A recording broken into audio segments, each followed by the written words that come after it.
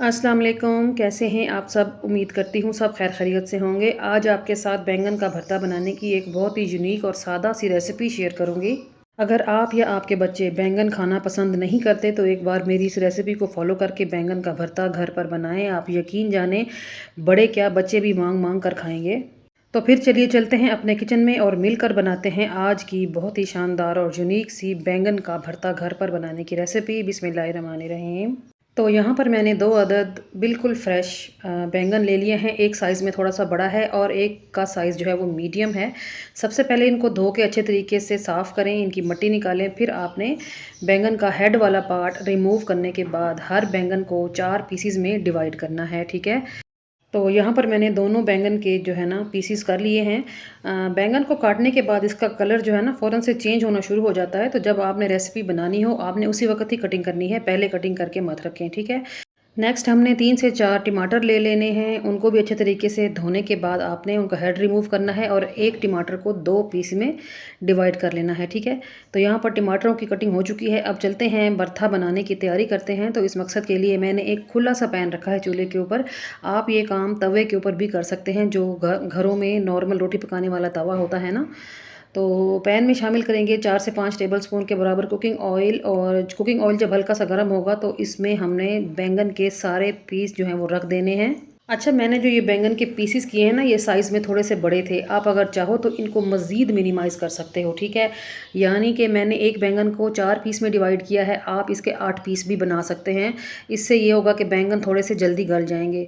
बैंगन के साथ ही मैंने टमाटरों को भी पैन में अरेंज कर दिया है। फ्लेम को लो टू मीडियम पे सेट करने के बाद मैंने इसको कवर लगाया था ताकि ये जो है स्टीम में जल्दी से गल जाएं। तो 5 मिनट के बाद अब यहाँ पर मैंने कवर हटा लिया है। अब मैं सारे बैंगनों की साइड चेंज करूँगी। अगर आपका जो पैन है उसको बैंगन चिपकें तो हल्का फुल्का सा पानी का छट्टा भी साथ के साथ लगाते रहें और बैंगनों की साइड भी चेंज करते रहें, ठीक है। तो यहाँ पर मैंने बैंगन के सारे पीसीस की साइड चेंज की है, साथ में टमाटरों की भी साइड चेंज कर ली है। अब जो है मैं दोबारा से इसको कवर लगाऊंगी और 5 मिनट के लिए दूसरी साइड से भी हम इसको पकने के लिए छोड़ देंगे, ठीक है। तो बस कवर कर देंगे और 5 मिनट के बाद फिर से चेक करते हैं। जब टाइम पूरा हो जाएगा तो फिर से हम इसका कवर हटाएंगे और यहाँ पर आप देख सकते हैं टोटल 10 मिनट के अंदर बैंगन जो है वो बिल्कुल गल चुके हैं। ये देखें, इनका छिलका ईजीली जो है वो अलग हो जाएगा और टमाटर भी बहुत ही गले हुए हैं। अब फ्लेम को ऑफ़ कर लें और ये तमाम चीज़ें आपने यहाँ से उठा के किसी बड़े से बाउल में शिफ्ट कर देनी है। तो सबसे पहले मैं टमाटर रख रही हूँ। टमाटर आप देख सकते हैं किस कदर सॉफ्ट हो गए हैं, छिलका इनका अलग हो गया है। तो सबसे पहले आपने छिलका इनका अलग कर देना है। अब आपने बैंगन उठाने हैं और वो बाउल में लेके आने हैं, ठीक है। और एक एक करके इन तमाम पीसेस के ऊपर से भी छिलका आपने निकाल देना है। इनका छिलका बहुत इजीली निकल जाएगा। ये देखें, हल्का सा ही मैं इसको प्रेस कर रही हूँ और छिलका जो है वो रिमूव हो रहा है। तो बगैर किसी परेशानी के छिलका निकल जाएगा क्योंकि टमाटरों के साथ साथ बैंगन भी बहुत ही सॉफ्ट हो चुके हैं, ठीक है। पहले मैंने बाउल के अंदर बैंगन के हाफ़ पीसीस ऐड किए हैं ताकि मैं इनका छिलका इजीली रिमूव कर सकूं और फिर मैंने बाकी के सारे पीसीस भी इसी तरीके से ही ऐड करके उनका छिलका रिमूव कर दिया था। अब उसी पैन में शामिल करेंगे 2 से 3 टेबलस्पून के बराबर मज़ीद कुकिंग ऑयल और इसमें शामिल करेंगे लहसुन और हरी मिर्चें। तो 5 से 6 लहसुन के जवे लिए थे मैंने, उनको इस तरीके से बारीक बारीक काट लिया है। साथ में 2 हरी मिर्चें भी काट के ऐड कर दी हैं। अब हमने यहाँ पर फ्राई करना है ये लहसुन और साथ में हरी मिर्चें जब तक कि ये सॉफ्ट ना हो जाए और इनका कलर जो है वो डार्क ब्राउन ना हो जाए। बस कवर लगा देंगे ताकि ये काम जल्दी से हो जाए। 3 से 4 मिनट में ही आप देख सकते हैं लहसुन जो है वो हमारा बहुत ही सॉफ्ट हो चुका है और ब्राउन भी हो गया है। तो बस अब इन चीज़ों को भी हम बैंगन और टमाटर के साथ ही शामिल कर देंगे और अब आपने एक मैशर लेना है। इस मैशर की हेल्प से ये तमाम चीज़ें मैश कर लेनी हैं। बहुत ही सॉफ्ट हैं ये सारी चीज़ें। विद इन 1 और 2 मिनट्स आपने ये तमाम चीज़ें जो है ना वो मैश कर लेनी है, इनका भरता सा बना लेना है, ठीक है। तो यहाँ पर आप देख सकते हैं कितने ईजीली चीज़ें जो है वो सारी मैश हो रही हैं। ये देखें, बहुत ही आसानी से ये सब कुछ मैश हो चुका है। तो बस अब चलते हैं भरता फाइनली बना लेते हैं। तो यहाँ पर हमने सारी सब्जियाँ गला ली हैं, मैश कर ली हैं। अब हमने इनके लिए एक मसाला बनाना है।